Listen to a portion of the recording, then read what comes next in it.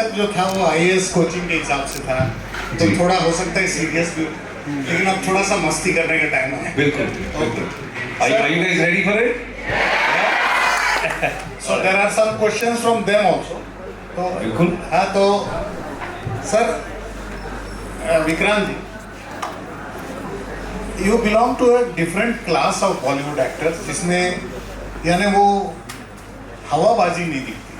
हाँ, if I can use the very raw term हवाबाजी, आप grounded लगते हो। हाँ, यानी वो एयरपोर्ट लुक्स, वो चीज़ें आप में दिखती नहीं है। तो क्या इज दिस या क्या उस मिडिल क्लास विक्रांत की क्वालिटीज जो आपने बरकरार रखी हैं, या कुछ चीज़ें बदली हैं? सर, कोशिश जो मैंने वहाँ भी यही कहा बच्चों से कि जो वैल्यू सिस्टम आपके अंदर है वो ना ही बदले तो बेहतर है।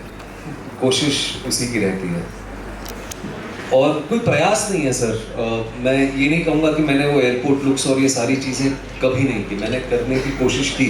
अच्छा जी, जब मैंने एक पीआर टीम हायर की तो उन्होंने मुझे कहा कि ये आपको भी करना चाहिए, क्योंकि आप ही लोग देखते हैं इंस्टाग्राम पे।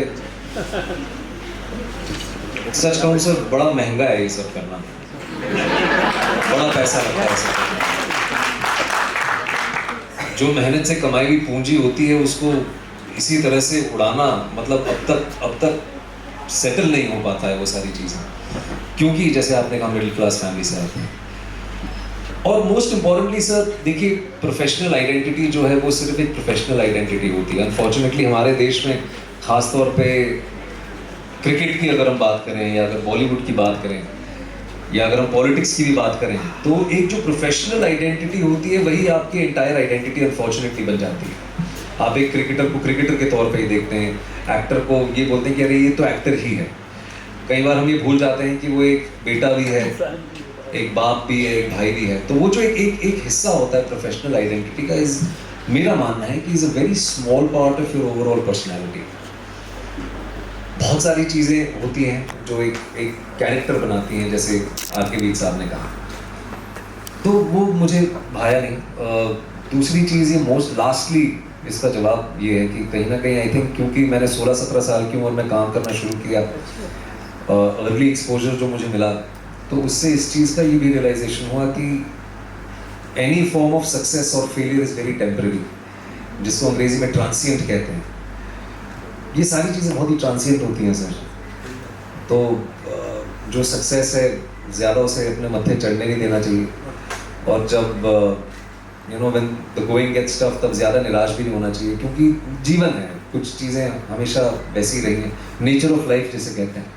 तो कोशिश ये रहती है कि बस काम करें, एंटरटेन भी करें, लेकिन साथ ही साथ में कहीं ना कहीं ये जो मंच मिला है, ये जो प्रिविलेज मिला है एक एक्टर होने का, आप लोगों तक पहुंचने का, उसमें कहीं ना कहीं आप लोगों की कहानी आप लोग तक पहुंचा पाएँ। तो सब कुछ ट्रांसिएंट है, तो इसीलिए शायद आपको वो एक एक्सटेंशन दिखता होगा मेरा अपने प्रोफेशनल बिल्कुल बिल्कुल सही है।